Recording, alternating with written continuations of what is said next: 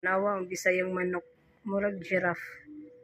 Kuwalo mo tagpila ni 600. My goodness, sa palengke tanawa. Taas kay gliog.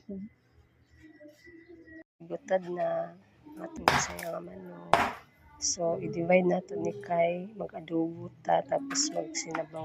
Tapos mo na atong isagol sa atong Bisaya nga sinabawang manok. Okay.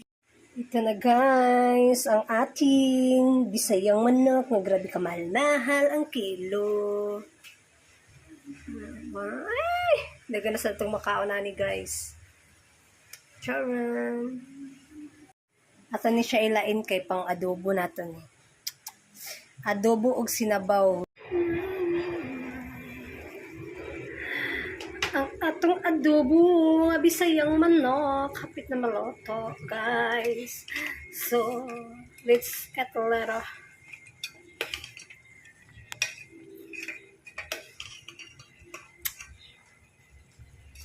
Bisayang manok.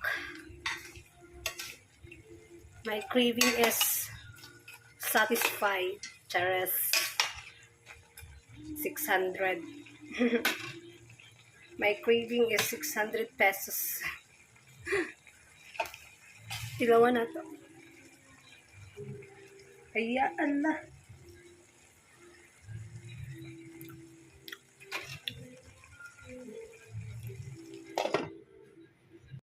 Luto na itong adobo guys.